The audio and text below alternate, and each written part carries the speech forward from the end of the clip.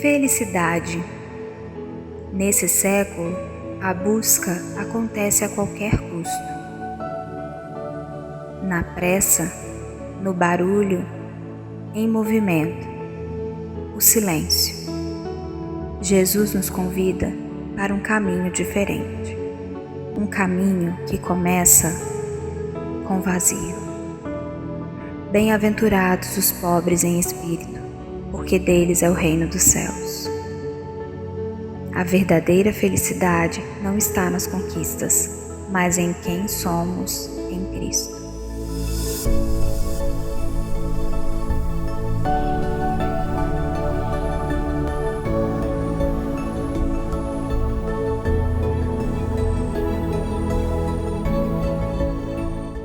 Irmãos queridos, vamos abrir a palavra de Deus, o Evangelho segundo Mateus, capítulo 5, versículo 7. Evangelho segundo Mateus, capítulo 5, somente o versículo 7. Evangelho segundo Mateus, capítulo 5, versículo 7. Vamos ler comigo, por favor? A palavra de Deus diz o seguinte para a gente. Bem-aventurados os misericordiosos, pois obterão misericórdia. De novo, bem-aventurados os misericordiosos, pois obterão misericórdia. Vamos orar, meus irmãos. Pai, a gente está diante de uma pequena porção da sua palavra, mas que faz toda a diferença para as nossas vidas. Então nós queremos clamar ao Senhor em nome de Jesus, que o Senhor nos dê graça para compreender a palavra do Senhor. Ilumina o coração do seu povo, desafia o seu povo a viver de maneira mais digna do Evangelho, como nosso irmão apóstolo nos ensinou. Em nome de Cristo Jesus, sem o auxílio do Senhor, nós não conseguimos. Ajuda-nos, é por Cristo que nós oramos. Amém. Bom, irmãos, eu tenho conversado com vocês sobre essa série chamada Abençoados. Ela é uma série embasada nas bem-aventuranças. Então, todas as semanas nós temos conversado sobre uma bem-aventurança diferente. Então conversamos, pode colocar na tela por favor, nós já conversamos sobre bem-aventurados, aquilo que nós chamamos de vazios, porque deles é o reino dos céus. Se lembrando que quando a palavra de Deus está usando a expressão bem-aventurado, o que ela está dizendo é a expressão grega makarios. Quem era na cultura greco-romana do primeiro século os makarios? Makarios era a felicidade dos deuses. Somente os deuses tinham aquela alegria esfuziante. Somente os deuses na cultura do Antigo e do Novo Testamento tinham uma alegria plena em todas as áreas da sua vida. Somente os deuses tinham aquilo que os judeus chamavam de shalom, ou paz, que era a paz em toda a esfera da sua vida. Paz espiritual, paz psicológica, paz nos relacionamentos, paz na família, felicidade em volta, em todas as circunstâncias, saúde no seu corpo. No Novo Testamento, ou no primeiro século, se você utilizava a palavra makarios, alguém diria para você, esse tipo de bênção e esse tipo de felicidade é uma felicidade que só os deuses podem ter. E aí vem nosso Senhor Jesus Cristo, dizendo que aquilo que a cultura dizia que só os deuses poderiam ter, ele diz, isso é acessível. Isso é acessível àqueles que foram dados o reino de Deus. Aqueles que têm o reino de Deus conseguem uma alegria plena, uma bênção plena. E aí, o John Piper está ajudando a gente, porque ele nos descreve as bem-aventuranças como uma espécie de portal do reino dos céus. Porque para que você entre no reino dos céus, não adianta ter justiça própria. Por isso, bem-aventurados são os pobres de espírito. O reino dos céus é deles. Se você ainda confia na sua justiça própria, se você ainda confia na sua performance religiosa, se você ainda confia em você mesmo para poder agradar o Senhor e entrar no reino dos céus, você não entra no reino dos céus. Ninguém merece a glória eterna. Ninguém é digno de entrar no reino dos céus. O Senhor Jesus está nos ensinando que para chegarmos diante de Deus, nós precisamos nos despir da nossa justiça própria e confiarmos exclusivamente nos méritos de Jesus Cristo. Mas ele termina dizendo, que bem-aventurados são os perseguidos por causa de serem discípulos de Jesus. Porque o reino dos céus também é deles. Irmãos, contra a teologia da prosperidade, do neopentecostalismo, e contra aquilo que o Gilles Lipovetsky fala com a gente, da hipermodernidade, do hiperindividualismo, em que vem trazer só bem-estar para nós, ou seja, a vida boa, é aquela que você nunca tem problema, aquela em que você vai para a igreja e o cara te promete que depois que você virou discípulo de Jesus, você nunca vai ter problema. O Evangelho está dizendo para você o seguinte: a partir do momento em que você começa a seguir Jesus, comece a se preparar para perseguição. Discípulos de Jesus precisam se preparar para perseguição. Muitos de vocês vão ser oprimidos pelo diabo. Muitos de vocês vão passar por perturbações espirituais. Muitos de vocês vão passar por perturbações carnais. A carne de vocês vai ser tentada. Os desejos de vocês vão ser tentados. Vocês vão ser levados ao extremo. Vocês vão ser levados ao desejo de pecar e desonrar o nome de Cristo. Às vezes por obra de Satanás e às vezes pelos seus próprios desejos carnais. Prepare-se para o combate se você é um discípulo de Jesus. Você vai ser levado ao extremo nesse sistema babilônico. Por isso eu tenho sempre usado a expressão que em muitas ocasiões você, crente, vai ter que se levantar de mesas de negociação e dizer que você não faz parte de determinados negócios. Propostas vão ser feitas para você e você vai dizer não, mas por quê? Não é porque eu não vou me dar bem, é porque eu sou um cidadão do reino dos céus e eu funciono numa outra voltagem. Cidadãos do reino dos céus são abençoados. O mundo vai te chamar de trouxa. Mas Jesus está te chamando de Macarios. Jesus está dizendo que você tem uma bênção maior por ser fiel. Para entrar no reino dos céus, só há um caminho: Jesus Cristo encarnado, morto, ressuscitado e a gente confessando Ele. Ninguém entra no reino dos céus por ser bom, por ser do bem, por não fazer mal a ninguém. Isso é a nossa cultura que fala, não, eu não faço mal a ninguém, eu sou uma pessoa do bem. Beleza, cara, tu vai para o inferno sendo uma pessoa do bem, porque moral não salva ninguém. O que salva a gente é arrependimento, confissão de pecado, nova natureza, vida em Cristo. Entender que Jesus Cristo é o nosso único e suficiente Salvador. Para entrar no reino dos céus não é ser alguém do bem, moralmente bom. Porque para isso é só te colocar numa escola e você é bem educado. Para entrar no reino dos céus tem que morrer. Tem que morrer para você mesmo. É uma obra do Espírito. É mudar a natureza. É morrer para esse mundo e nascer para Deus. Esses são os nascidos de novo. Adão morre dentro de nós. O reino dos céus e a bênção está aí. E ser perseguido por causa do nome de Cristo é uma bênção. Não por um legalismo barato. Não por qualquer outra coisa, a não ser por causa da glória de Cristo. Mas o John Piper ensina para a gente que então, os cidadãos do reino dos céus têm algumas características. Primeiro, eles choram. E percebam o movimento. Eles choram, não é por uma tristeza simples, mas eles choram, na expressão de nosso Senhor, por um lamento. Chorar aqui é lamentar. Lamentar a realidade pecaminosa na qual estamos. O mundo não deveria ser assim. Lamentar esse caos que nós vivemos, porque o pecado fez isso com a gente. O pecado fez a gente não ser o que a gente era. A bênção está quando os cristãos são indignados com a realidade pecaminosa dentro deles mesmos. Bem-aventurados os que choram. A bênção está em ser indignados com o pecado. Bem-aventurados os humildes.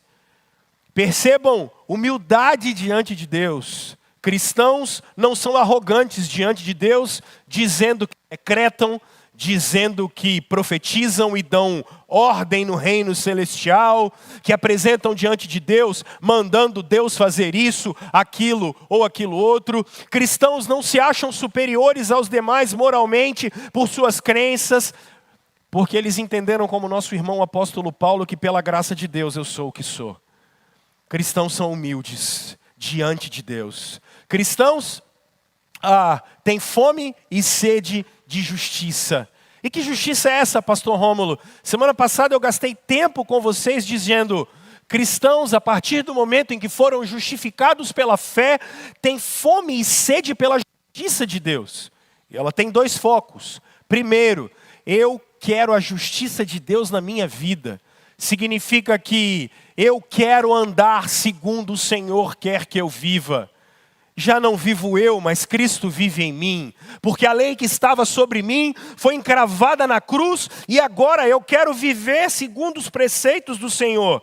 Um crente tem que ter fome e sede de obedecer o seu Salvador. Crente não tem fome e sede dos seus prazeres diários e da sua vida diária. Crentes têm prazer em ver o nome de Cristo sendo glorificado na sua vida e em volta deles. Mas crentes têm fome e sede de justiça, porque eles entenderam que esse sistema não vai ser resolvido com política. O mundo não vai ser resolvido com guerra. O mundo não vai ser resolvido com bala. O mundo não vai ser resolvido com ideologia. A nossa justiça é escatológica. A gente espera a vinda do Redentor. Por isso, Paulo termina Corinto dizendo, Maranata, vem Senhor Jesus, porque Ele julgará o mundo com justiça. Ele vai resolver tudo que está em volta de nós. E hoje eu quero conversar com vocês sobre uma mudança de paradigma das bem-aventuranças. Se vocês observarem, as 3 primeiras bem-aventuranças, elas tratam da nossa relação com Deus. Choro por causa do pecado, humildade diante de Deus, sede de justiça, porque nós queremos que a lei de Deus esteja no nosso coração. Agora ele não fala mais da nossa relação com Deus. Agora ele muda. Nosso Senhor está querendo que a nossa fé esteja voltada para o próximo. Então o que vocês vão ver a partir de agora não é mais necessariamente a nossa relação com Deus, mas a nossa relação com o outro. Assim como nos mandamentos, os 4 primeiros falam da nossa relação com Deus e os 6 últimos mandamentos falam da nossa relação com o próximo, agora as bem-aventuranças fazem a mesma coisa. A bênção de Deus está na nossa relação com o próximo. Quem é feliz, quem se relaciona bem com o outro. Por isso, ele está tratando de misericórdia, pureza de coração e pacificação. Agora, nas próximas semanas, a gente vai conversar sobre a nossa relação com o outro. O que é bênção no reino de Deus? O que é felicidade no reino de Deus? Amar a Deus acima de todas as coisas e o próximo como?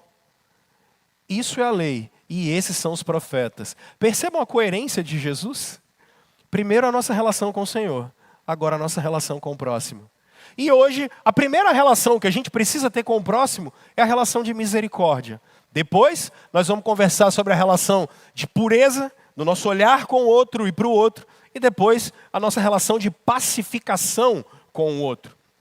Então, eu dividi aqui em 4 partes, porque eu vou conversar com vocês sobre o que é ser misericórdia na Bíblia. Depois, quem são os misericordiosos? Depois, o que é essa representação ou essa bênção de a alcançar misericórdia, e eu termino te dando 4 conselhos pastorais para a sua vida pessoal, para a sua vida familiar, na sua vida na sociedade, na sua vida como um crente de maneira geral.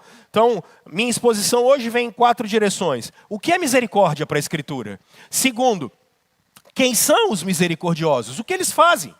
Terceiro, o que é essa bênção? Como eu vivo essa bênção de alcançar misericórdia? E quarto, eu te dou 4 conselhos. Primeiro, a história nos conta que na segunda parte do reinado dele, Napoleão vira um imperador e ele vai julgar um soldado, e esse soldado vai para a morte, ele vai para a guilhotina. E no dia da sua morte, uma mãe chega para Napoleão e diz assim: por favor, será que o senhor pode perdoar meu filho? Será que o senhor pode não levar meu filho à Inquisição? Será que o senhor pode relevar os crimes do meu filho e os pecados do meu filho? Será que o senhor pode fazer isso? E Napoleão diz: mas isso não seria justo, porque realmente ele cometeu crimes e ele realmente merece a Inquisição, ele merece a morte, ele merece a guilhotina. E a mãe olha para ele e diz assim: eu entendo, mas sobre o senhor está todo o poder, o senhor é o nosso imperador, e eu queria que o senhor, por favor, olhasse para o meu filho e não imputasse sobre ele justiça. Eu queria que o senhor imputasse sobre ele graça. E quando o senhor imputasse sobre ele graça, todos os pecados dele fossem perdoados. Porque se ele merecesse, não seria misericórdia. Se ele merecesse, seria justiça. O que eu estou pedindo é graça. Diante disso, a lenda ou a história diz que Napoleão perdoa o pecado. Porque anote isso: misericórdia é diferente de justiça. Justiça é você receber o que você merece.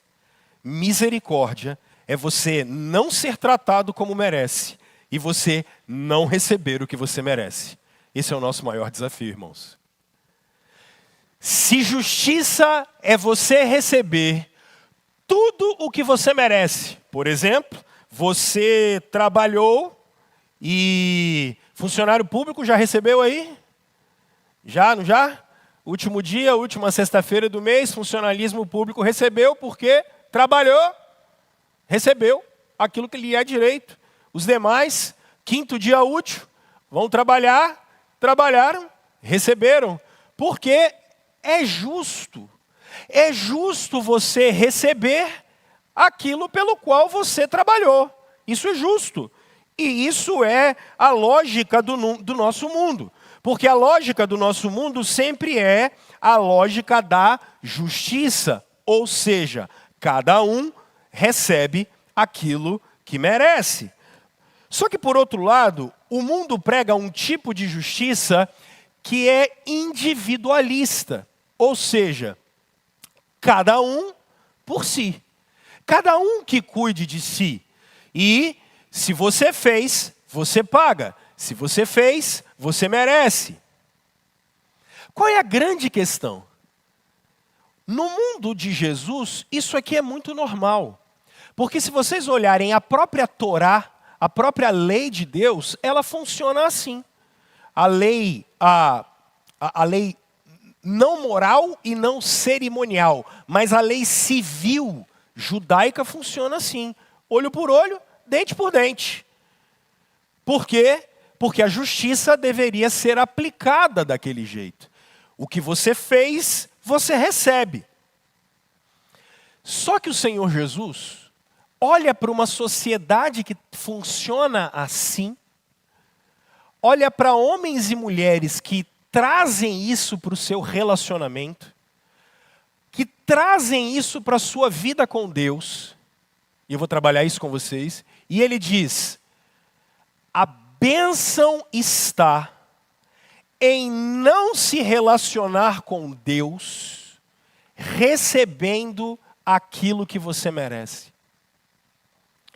A bênção está em você não se relacionar com o outro na lógica de dar e receber somente aquilo que você merece. Porque misericórdia é você tratar os outros não como o que eles merecem, mas com aquilo que eles não merecem. Isso é maluquice para o nosso mundo. Isso é loucura para o nosso tempo. E é isso que Jesus vai tratar aqui nesse lugar. Mas antes eu queria falar duas coisas com vocês e eu precisava que vocês anotassem isso, por favor. Porque quando eu estou falando com vocês que é não tratar o outro como ele merece, a gente precisa traçar uma linha bem clara aqui. Primeiro, misericórdia não é conveniência com erro, nem com pecado. Que fique claro isso, dito e anotado. Pelo fato de eu não tratar alguém como ele merece, não significa que eu sou conivente com o erro ou pecado. Isso precisa ficar muito dito. Porque às vezes a gente diz, olha, não trate fulano como ele deveria ser tratado. Então parece, na nossa mente, que a gente deve ser conivente com erro e pecado. Não. Não. Mais uma vez, graça não é licença para pecar. Graça não é licença para sair fazendo strike na vida do outro e ainda dizer assim, você é obrigado a me perdoar. E vá por mim, já vi isso várias vezes. Graça não é isso. O nome disso é cara de pau de pecador não arrependido. Porque peca sabendo o que está fazendo e apela em nome de Deus. O nome dessa pessoa é manipuladora. Cuidado com os manipuladores, eles são terríveis. Então que isso fique dito. Porque o nome disso é pecado. Conivência, leniência com o pecado. Porque vocês vão ver que disciplina também faz parte da misericórdia. E uma outra coisa que precisa ficar bem clara, misericórdia não é fraqueza.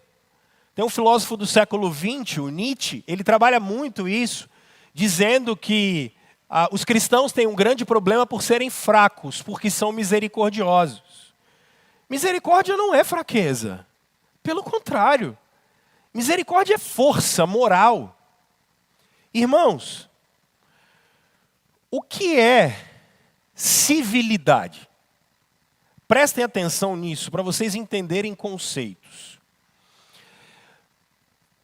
Vocês não conseguem escolher os sentimentos que vocês têm. Você está na rua, um cara vem, está parado no sinal, um abençoado vem e arranca o seu retrovisor com a moto dele. Qual é o sentimento que você tem naquele momento? Não mente. Não mente. É involuntário. É ou não é involuntário? Não dá uma raiva? Não dá uma vontadezinha de você falar assim, fura pneu para esse cara capotar? Não dá. Isso é involuntário. Eu vou falar de pureza semana que vem, para a gente tratar esses sentimentos, tá? Semana que vem. Aí quando eu for falar de pureza, pureza no olhar, pureza no sentir, semana que vem eu vou falar de pureza. Enquanto isso, vamos ficar só com a psicologia dos nossos desejos e pensamentos. É involuntário. Alguém te provoca, xingou a 19ª geração que você tem. É involuntário ou não é? Onde está o exercício da civilidade? Onde está o exercício da santidade? E onde está o exercício da vida do discípulo de Jesus? Vir o sentimento e você conseguir controlá-lo. Porque se você der vazão, filho, a tudo que é involuntário, e vem, e que você não tem controle sobre isso, misericórdia, nós estaríamos na 8ª Guerra Mundial. Vocês entendem isso? Então, misericórdia não é sinal de fraqueza. Pelo contrário, é sinal de envergadura moral e força. Porque o desejo, qual é? Matar. É ou não é? O desejo é simples, arrancar a cabeça. Não é? Não sejam hipócritas. Qual é o desejo? Vingança, às vezes, não é? Ódio, ira, raiva, amaldiçoar a 10ª geração. É isso que naturalmente vem. Agora, olha a força do misericordioso. Ele vê o que aconteceu, não reage de maneira grossa, estúpida, ele para, respira, se submete ao poder do Espírito Santo para obedecer a Deus. Se tiver que disciplinar, disciplina. Se tiver que corrigir, corrige. Se tiver que advertir, adverte. Mas, como vocês brincam, na classe. Esse é o misericordioso. Não sai rodando a baiana. Nada disso. Então percebam, isso não é fraqueza. Isso é força. Porque a fraqueza está exatamente em ceder aos instintos. Por exemplo, você que tem dificuldade na área sexual e não consegue ver um rabo de saia. A fraqueza está onde? Você não consegue ver um rabo de saia e você vai lá. Onde está a envergadura e a força? Tanto moral quanto espiritual. Quando você vem o desejo e você fala assim, opa, ei. Eu sou controlado pelo Espírito Santo. Eu sou controlado pela palavra de Deus. Eu não vou dar vazão a qualquer desejo. Você que tem dificuldade com dinheiro e ama tirar igual Judas. Ama dar uma roubadinha aí em 2 moedas na sacola dos apóstolos. Quando ninguém está vendo. O desejo vem, a oportunidade apareceu. É fácil. Você olha assim e diz, fácil, ninguém está vendo, meu irmão. Só mudar, só fazer assinatura, só mexer, só isso, só aquilo. Onde está a força? Ninguém está vendo. Só tem você. E você diz assim, só tem eu, mas a força aqui é minha. O Espírito está operando em mim. Então não me venha falar que a virtude cristã é fraqueza, porque ela não é. Paulo chama isso de moderação. Paulo chama isso de domínio próprio. Não tem fraqueza aqui. Pelo contrário. Misericordiosos são moralmente fortes, porque eles não reagem segundo o seu instinto. Ele não é bicho. Ele não reage segundo o seu desejo. Ele para, eu usei a expressão para vocês semana passada, de racionalizar desejo, pensar. Ele não sai igual pincher. Como é que é pincher mesmo? Pincher, você chega perto dele, ele desesperado. Não é? Cachorro vira-lata na rua, vocês lembram que eu falei dele? Misericordiosos não são assim. Eles são ponderáveis. Eles olham a situação e tomam uma atitude. Não é fraqueza. Que fique claro isso. Posso ir para frente? Então, o que é misericórdia? A palavra bíblica para misericórdia, que é o eleo, significa compaixão ativa. O que é isso? Miséria cardia. Olhando a etimologia da palavra. O que é misericórdia? Miséria cardia. Cardia de coração. Miséria de miséria mesmo. Misericordioso é aquele que está olhando a situação a qual ele está e ele coloca o coração dele na miséria do outro. Então misericórdia não é sentir dó. Sentir dó não é misericórdia. Sentir dó é algo meio como desprezo. Porque a misericórdia bem meia boca. Misericórdia não é sentir dó. Porque é um sentimento ativo. Porque misericórdia é sentir a dor do outro, mas é agir em favor do outro. O que é misericórdia? Misericórdia é não dar ao outro o que ele merece, mas colocar seu coração na desgraça e na miséria alheia, seja ela qual for, e agir em favor dele. Isso é misericórdia. Feliz não é quem se vinga. Feliz não é quem faz justiça com as próprias mãos. Feliz não é quem age por instinto com violência. Feliz não é quem paga na mesma moeda. Isso é a impiedade humana. A bênção, a felicidade para o reino de Deus está naqueles que conseguem olhar o outro, sentir a dor do outro, olhar a miséria do outro e não parar por aí.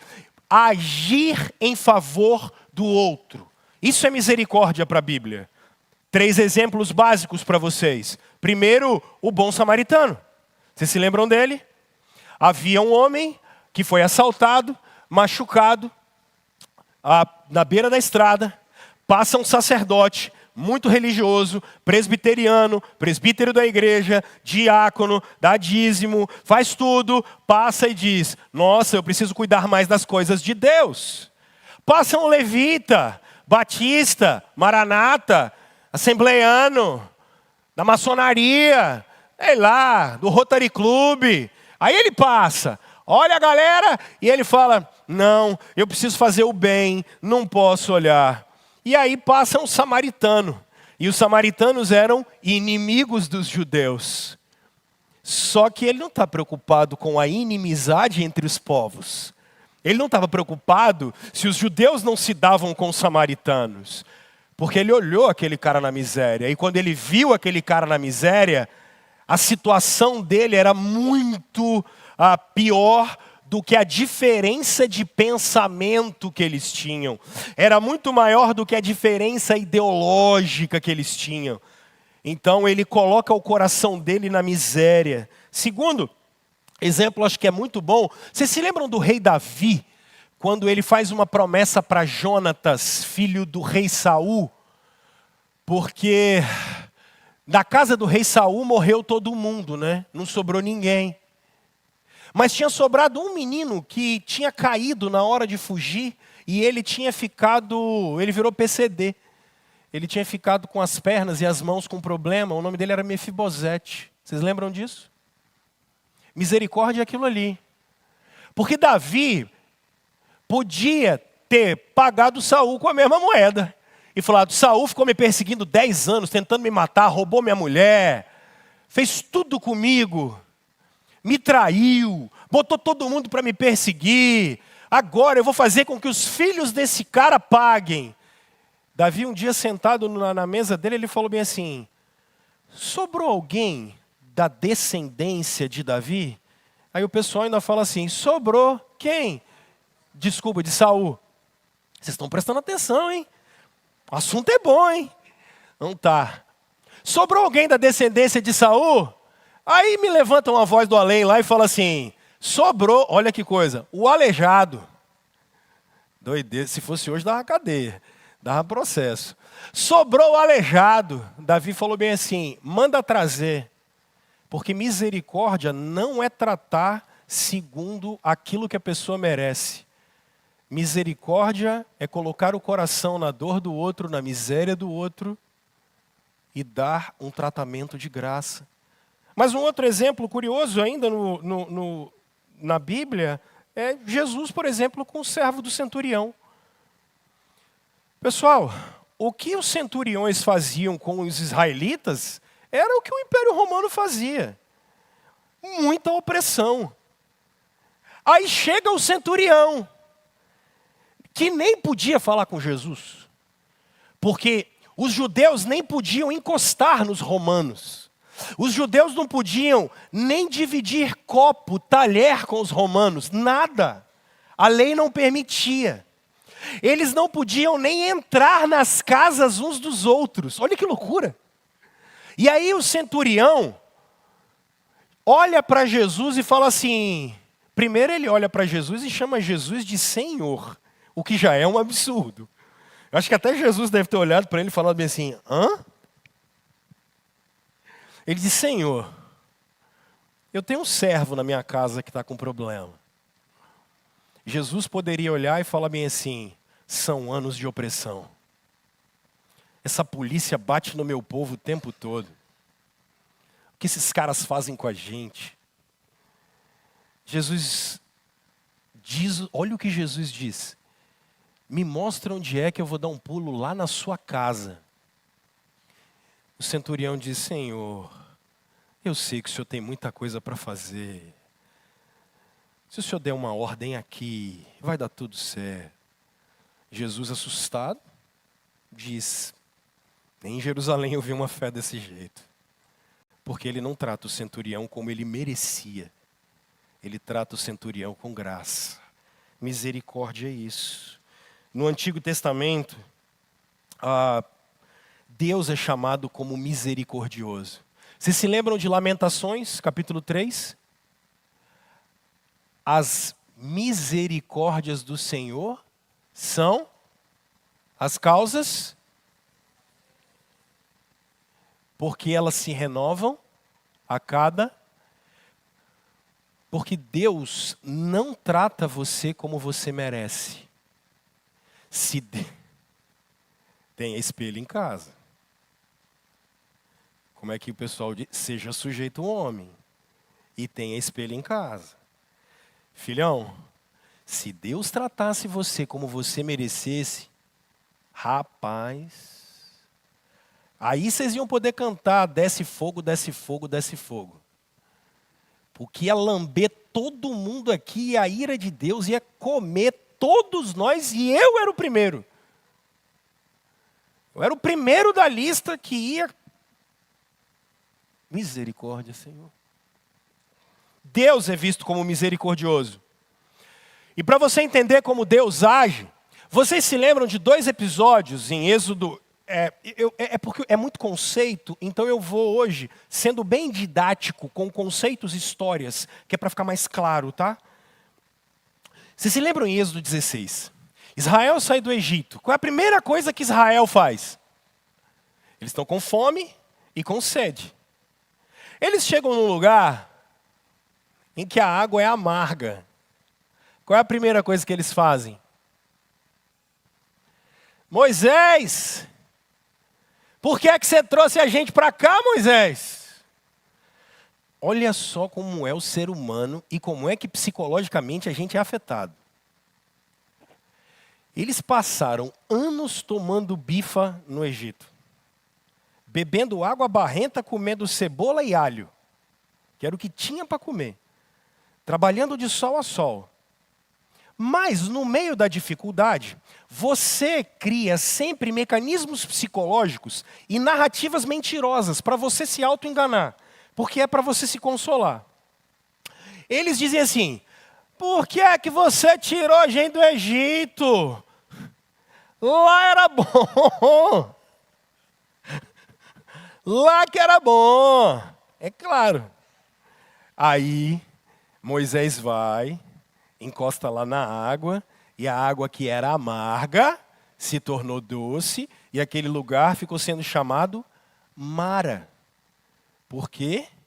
Porque as águas eram amargas. Logo depois, eles ficaram com fome. E os caras de pau, da primeira igreja presbiteriana de Campo Grande, chegaram para Deus e falaram assim, bom era no Egito, lá a gente comia carne à vontade. Hã? Os caras comiam cebola e alho. E aí Deus vai e manda um enxame de codorna para eles comerem. E eles comem e se fartam naquele dia. Porque a pergunta é, Deus trata você segundo você merece? Não.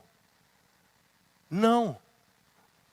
Eu estou pregando para gente que vai sair daqui, tenho que almoçar, tenho que comer. Vocês tomaram, espero que tenham tomado banho antes de sair de casa de manhã, né? vocês têm uma cama boa para descansar à tarde, a maioria de vocês tem trabalho, tem emprego, vocês, apesar de problemas, e eu sei que vocês têm, nós vivenciamos eles juntos, mas o Senhor tem sido fiel com todos vocês.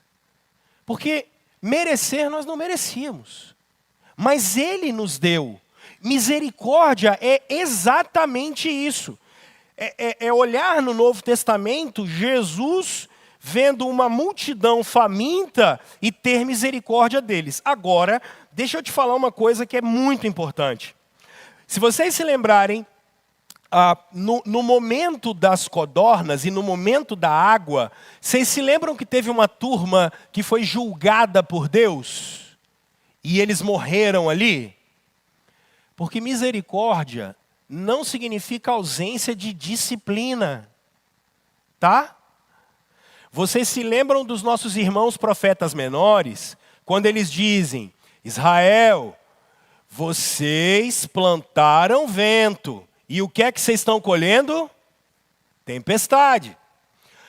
Misericórdia não significa ausência de disciplina. Porque eu vou ler daqui a pouco Gálatas com vocês, e vocês vão observar que o futuro sempre vai respeitar semeadura. Você não pode se esquecer disso. Deus realmente sempre vai nos perdoar. Nós vamos poder ter outra chance no trabalho, na família, com amigos, na sociedade, mas misericórdia não é ausência de disciplina. Porque em muitas ocasiões, o que vai fazer com que o coração impenitente da gente não sucumba ao pecado é quando Deus aperta. Porque quando Ele aperta, você volta. Porque quando Ele aperta, você vem. E muito do nosso sofrimento, irmãos, não é porque não fomos perdoados. Não é porque nós não fomos e não tivemos uma segunda chance. Mas porque misericórdia não significa abolição da lei da semeadura. Se eu ferir a minha esposa, é natural que ela fique ferida.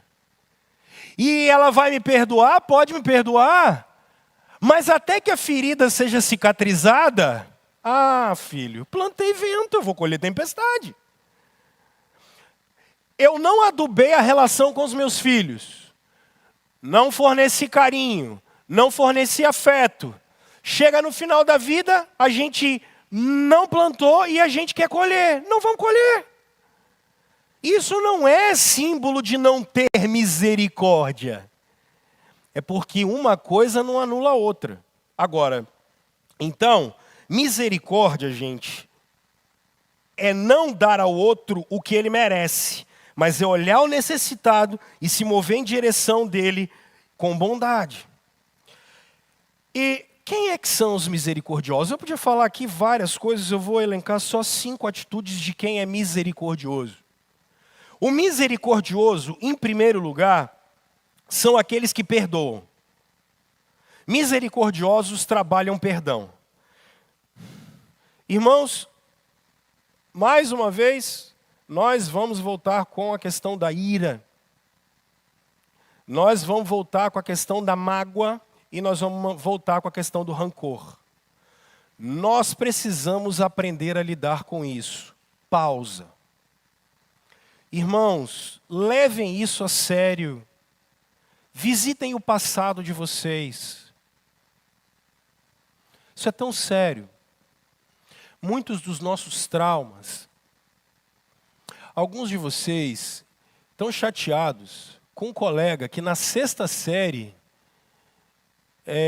botou um paralelepípedo na sua mochila e na hora que você foi pegar, ela rasgou. E aí a turma toda riu de você. E você dorme pensando nisso com raiva. O colega da 6ª série já morreu. Você não vê ele há não sei nem quanto tempo.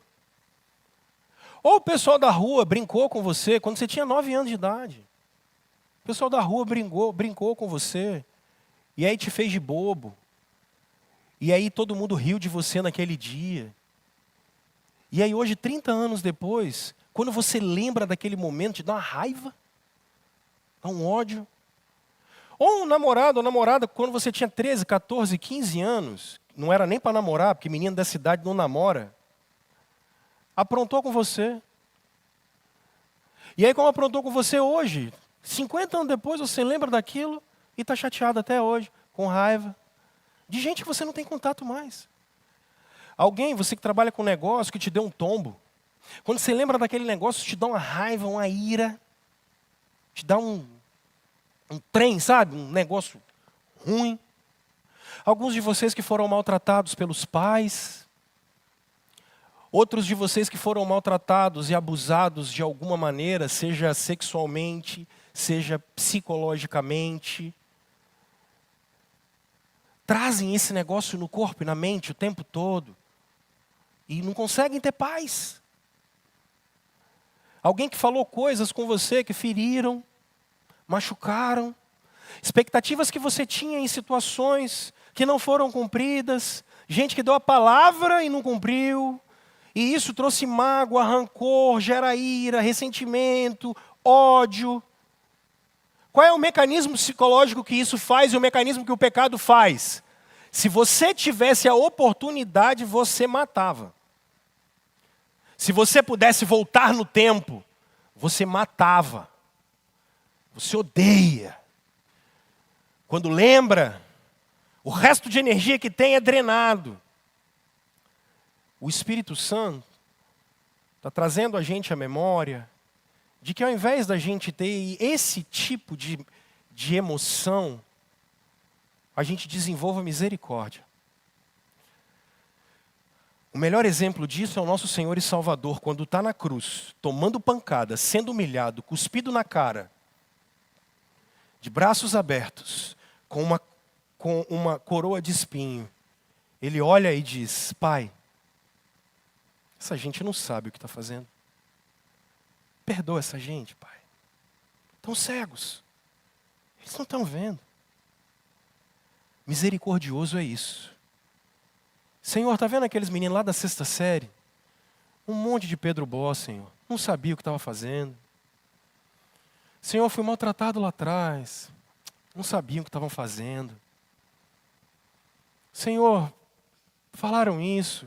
Senhor, não sabiam o que estavam fazendo. Misericórdia é fruto do Espírito. Quem pode dar isso para você é Jesus Cristo. Então você precisa clamar por isso. Você precisa ser um indignado contra o ódio e a ira e o rancor. Porque ao longo da nossa vida, irmãos, nós faremos mal a muita gente e muita gente fará mal a gente. O discípulo de Jesus é aquele que pode abrir os braços e dizer: Pai, perdoa o mundo inteiro, essa gente não sabe o que está fazendo. Misericordiosos perdoam. Misericordiosos, em segundo lugar, socorrem, irmãos. Socorrem. Quem são os misericordiosos? Eles socorrem.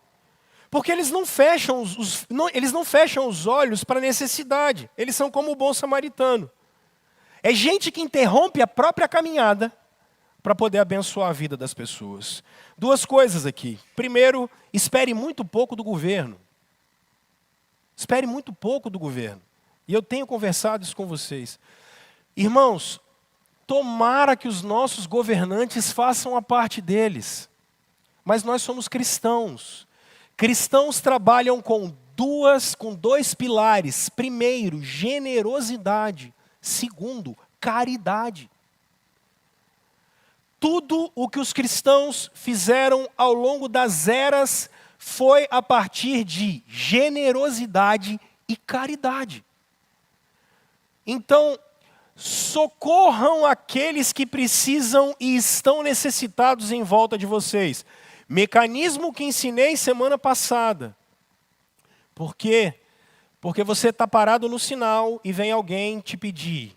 Porque você está parado no sinal, aí tem um cara com a placa dizendo: eu queria comer, não sei o quê. Você está em casa, vem alguém na porta e toca. Aí você começa a se sentir mal, porque você não vai ajudar todo mundo. E você também não vai conseguir ajudar todo mundo. Não tem como. Então, 2 coisas que você tem que fazer como princípio. Escolha um lugar para você ajudar. Como, por exemplo, a gente aqui tem a Gabriel Delane. A gente aqui tem o pessoal do Mão Amiga. Alguns irmãos, por exemplo, todos os meses eles doam um determinado número de cestas básicas que a nossa junta diaconal distribui. Tenha um lugar para você fazer isso. Segundo, escolha e veja pessoas que talvez você conheça para onde esse recurso realmente vai. Então, o Arthur está precisando e eu sei que ele está precisando, então eu posso ajudá-lo porque eu sei para onde vai o recurso. E aí o resto, irmãos, não dá para mudar o mundo, vocês sabem disso. O resto a gente pede, Senhor, vem. Porque é só Cristo que vai resolver esse negócio. Mas misericordiosos são generosos e caridosos. Ô gente, misericordiosos em terceiro lugar são aqueles que suportam. E o que é suportar? Oh, meu Deus. Suportar é ter paciência. Não é assim que a gente fala? Haja paciência. Ai, misericordiosos não julgam com dureza, mas eles estendem a mão ao fraco na fé, carregando os fardos uns dos outros. Irmãos, misericordiosos são pacientes. Entenda, às vezes o Eduardo vai ter que ser paciente comigo, porque eu não tenho nem maturidade para entender o que você quer falar para mim. Então você tem que ter paciência comigo. A gente tem que ter paciência como a gente tem com os nossos filhos, com as crianças. Eu tenho uma filha que vai fazer 3 anos. Tem coisa que não adianta eu cobrar dela, ela não vai dar. Ela não tem como dar. Misericordiosos são pacientes. A Bíblia chama isso de longo ânimo. Misericordiosos são pacientes e eles suportam. Às vezes, você vai olhar em mim determinados comportamentos e falar assim, Rômulo? Mas Rômulo fazendo isso? Talvez eu não amadureci nessa área ainda. E você vai ter que olhar para mim e vai falar comigo, ô Rômulo, então, cara, dá uma olhada nisso aqui. Porque agir com misericórdia é suportar. Quarto, isso aqui não acontece na primeira de Campo Grande, não. Eu só vou falar para citar rapidamente. Misericordioso é aquele que não semeia fofoca, contenda e não acaba com a reputação do outro. Antes, ele protege. Mas isso nunca aconteceu aqui, tá? O que tem de fofoqueiro, gente? Irmãos, o nome da gente é um negócio que vale muito. A reputação da gente é um negócio que vale muito. Porque uma vez que você... E aqui deixa eu fazer esse adendo. Não dá para você cuidar da sua reputação, dá para você cuidar do seu caráter, ok? Porque eu posso ser Santo Antônio, eu posso ser Santo Agostinho, e ainda assim a Marcilene não gosta de mim e vai falar mal de mim. Porque não dá para agradar todo mundo. Vocês entendem isso? Tudo bem? Isso é uma coisa. Então, eu, Rômulo, eu tenho que cuidar do meu caráter, do que eu mostro. O que você entende já é diferente. Eu sei o que eu sou. Então, eu cuido do meu caráter. E eu ajo de maneira firme, eu ajo de maneira honesta, honrada. Ok? Eu não tenho como ter controle do que você acha que eu sou. Eu não tenho como ter controle, eu tenho controle do que eu sou. Mas, o misericordioso não é fofoqueiro. Menino, você viu o que a Heloísa fez? Menino, você viu o que Rick fez? Porque o misericordioso entende que o nome do outro, a reputação do outro, é importante. E quando eu quebro a reputação do outro, e quando eu falo mal do outro, e espalho conversa sobre o outro, e espalho intimidades das pessoas, eu não estou sendo misericordioso, eu estou sendo um filho do inferno. Misericordiosos são pessoas que, ao invés de falar mal dos outros, ao invés de, às vezes, em nome de Deus, falar mal dos outros, protegem a reputação das pessoas. E eles dizem assim: será que é isso mesmo? Mas, rapaz, esse negócio que você está falando do André, será que é isso mesmo? Vamos lá perguntar para ele? Não é melhor? Vamos lá perguntar para ele? Porque a gente pode estar tendo um julgamento errado. A gente pode estar falando algo que a gente não sabe. Porque misericordiosos entenderam que o nome das pessoas vale muito. Então eu não posso sair espalhando conversa fiada, fofoca, porque eu vi no Instagram, porque eu vi na internet, porque eu vi isso, vi aquilo outro. Parou. No ambiente cristão, as pessoas protegem a reputação das outras. Porque eu sei que se pegar uma pecha, se pegar algum tipo de coisa, por exemplo, lá vai o Rômulo, o mentiroso, lá vai o Rômulo, o adúltero, lá vai o Rômulo, o enganador. Como é que você tira isso depois? Daqui 10, 20, 30 anos as pessoas vão olhar e vão falar, lá vai fulano de tal, e às vezes é mentira, cara. E você não tem que fazer isso. Então, misericordiosos são prudentes. E eles cuidam da reputação dos outros. E não saem conversando fiado. E aqui, pelo amor de Deus, a igreja tem que ser um lugar seguro. Em que a gente protege. Reputação de marido, de esposa, de filho, de casa. Problema a gente resolve dentro de casa. A vida das pessoas e o problema das pessoas não é revista Caras, não. Não é site do Léo Dias para você ficar vendo notícia dos outros, não. A gente precisa proteger uns aos outros e cuidar uns dos outros. E cuidar da reputação uns dos outros. Misericordiosos são assim. Mas misericordiosos, gente, eles falam a verdade em amor. Se você está me vendo no erro, isso aqui eu estou citando Santo Agostinho, tá? Você está me vendo no erro. Santo Agostinho tinha uma frase que ele dizia o seguinte: vocês são capazes de chegar no velório e chorar por um corpo que está ali. Mas vocês não são capazes de chorar por uma alma que vai para o inferno? Olha a pergunta que Santo Agostinho fazia. Vocês já pararam para pensar na nossa incoerência? A gente chora porque tem um caixão e um corpo. Mas a gente não chora porque uma alma foi para o inferno. Ele diz: isso é incoerente. Então, enquanto temos vida, e enquanto podemos olhar e falar: fulano, meu irmão, você acha que esse caminho é o caminho que você deveria trilhar? Você acha mesmo que esse é um caminho de um discípulo de Jesus? Por isso que eu estou falando falar a verdade em amor.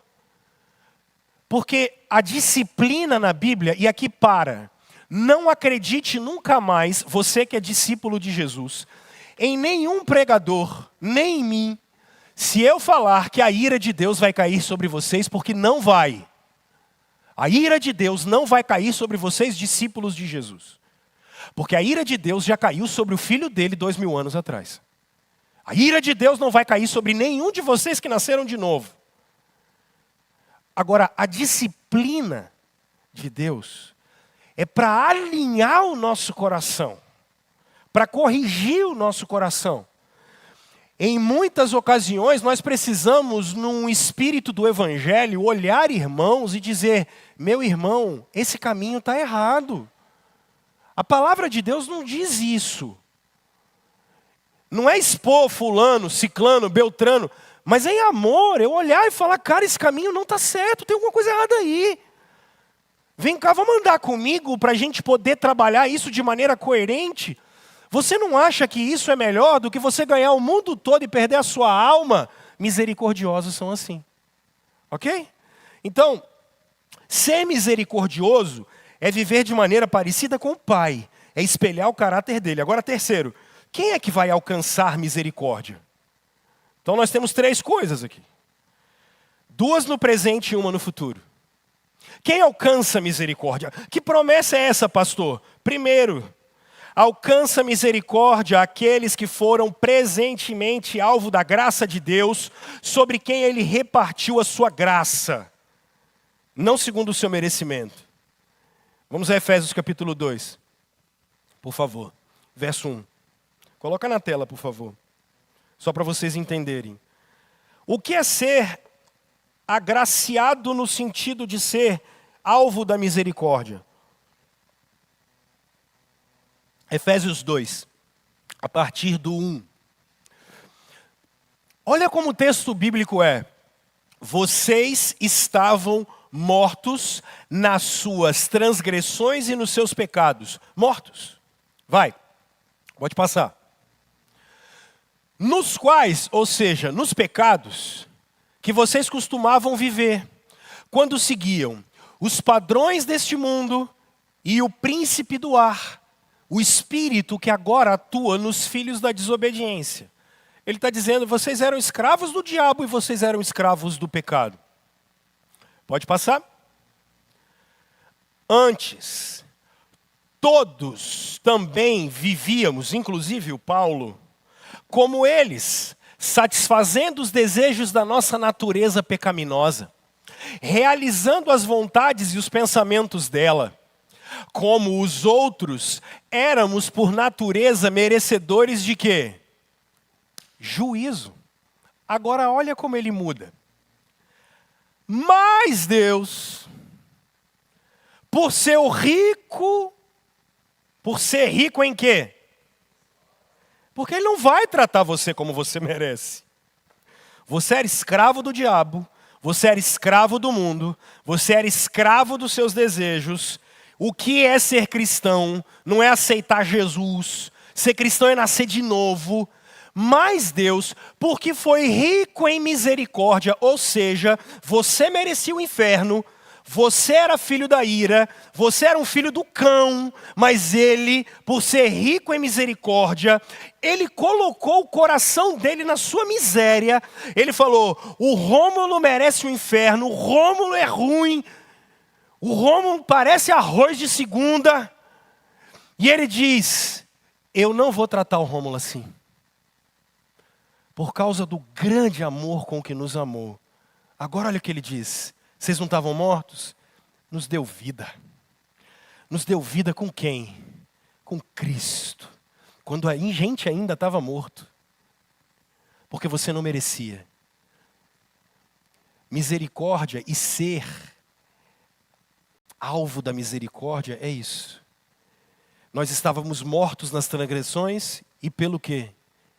Pela graça vocês são salvos. Pela graça vocês são salvos. A maior bênção para você é ter sido perdoado sem merecer. A maior bênção sobre você é você ter tido diante de Deus seu pecado perdoado sem merecer. Deus podia ter sido vingativo com a gente. Deus podia se vingar. Mas Ele preferiu ser misericordioso. Agora, uma outra forma, gente, da gente no presente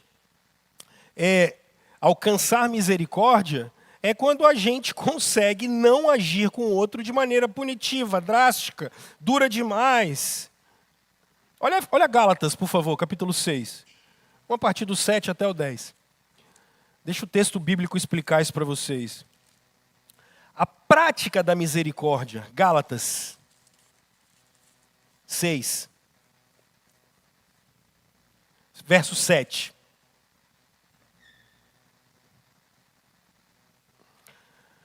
Não se deixe enganar. De Deus não se zomba. Pois o que o homem semear, isso também colherá. Quem semeia para a sua carne, da carne colherá destruição. Mas quem semeia para o Espírito, colherá a vida eterna. E não nos cansemos de fazer o bem, pois no tempo próprio colheremos, se não desanimarmos. Portanto, enquanto temos oportunidade, façamos o bem a todos, especialmente aos da família da fé. Misericórdia, irmãos. Nas relações de vocês diárias. Não cansem de fazer o bem. Terceiro, alcançarão misericórdia no dia do juízo. Olha Tiago 2,13. Acho que Tiago 2,13 resume para eu poder terminar. Então, misericórdia alcançada porque fomos perdoados, misericórdia porque podemos fazer o bem e misericórdia no dia do juízo. Tiago 2,13. Olha só o texto bíblico. 12 e 13. Falem e hajam como quem vai ser julgado pela lei da liberdade, porque será exercido juízo sem misericórdia sobre quem não foi misericordioso. A misericórdia triunfa sobre o juízo. O que a Escritura está dizendo para a gente é que no último dia, primeiro nós fomos julgados e a misericórdia de Deus nos alcançou.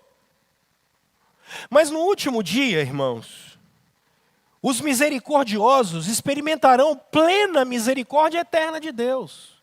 Por isso eu termino dizendo que, e fazendo algumas aplicações, cadê os meninos para virem aqui na frente? Primeiro na família, e eu vou fazer 4 aplicações e termino. Nós precisamos aprender a perdoar erros, a tratar com paciência os filhos, o cônjuge, os pais. A falta de misericórdia, gente, destrói os nossos lares. Você chegou, trata com paciência. Chegou, trata com cuidado, com carinho. Eu sei que a gente está cansado às vezes. Quando você está cansado, você começa a operar na adrenalina. E aí a adrenalina faz você ficar nervoso.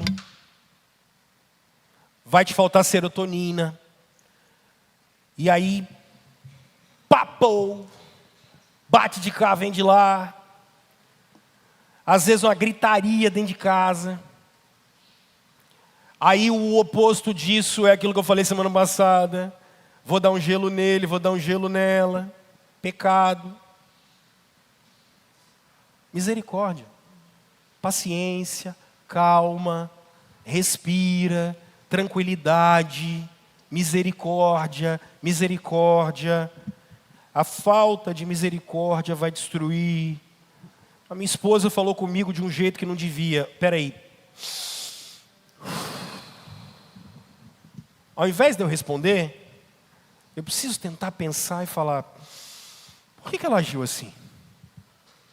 Ela não é assim. Ou, se ela é assim, meu bem, precisamos mudar. Com os nossos filhos. Não trate quem mora debaixo do mesmo teto com você a ferro e fogo. Vai dar errado, vai acabar sua família, vai acabar seu casamento. Você vai afastar seus filhos de você. Irmão, segundo na igreja, a gente tem que suportar uns aos outros. Cuidar de quem tem necessidade. Tratar as faltas e falhas alheias com graça. Nada do que vocês fazem me assusta. Às vezes tem uns de vocês que me contam uns pecados cabeludos. Nada me assusta. Porque a gente conhece a natureza humana. Eu sei do que eu sou capaz. Eu sei da minha natureza. E você tem que saber da sua. E saber que seres humanos têm um potencial destrutivo absurdo. E se nós não formos dominados pelo Espírito Santo. Agora, quando a gente fica sabendo dos pecados das pessoas, o que você faz? Não adianta você ficar... não.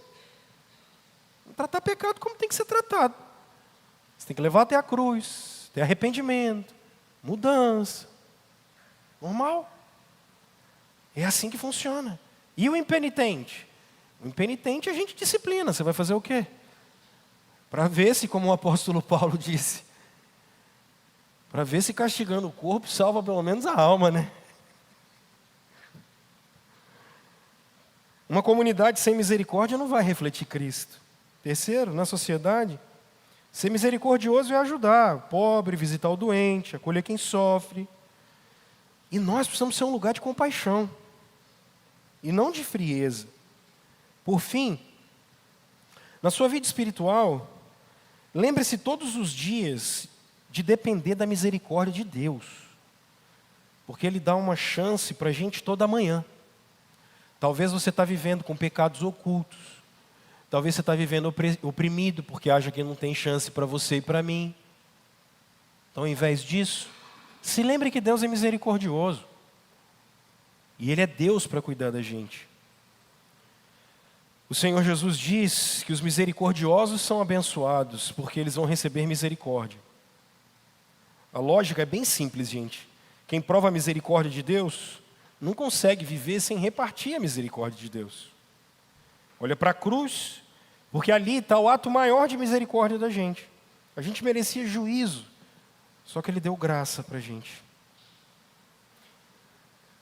Eu concluo dizendo: seja misericordioso com quem te feriu, seja misericordioso com quem precisa da sua ajuda, seja misericordioso lembrando que Deus já foi misericordioso com você. Misericórdia não é sinal de fraqueza. Misericórdia é sinal de alguém que foi fortalecido pelo poder e pela graça de Deus. A Babilônia e o mundo são violentos, se vingam, brigam, respondem com a mesma moeda. Nosso Senhor dá a outra face. Por quê? Porque quem foi alvo da misericórdia, reparte misericórdia. Quem age com misericórdia, foi fortalecido pela graça.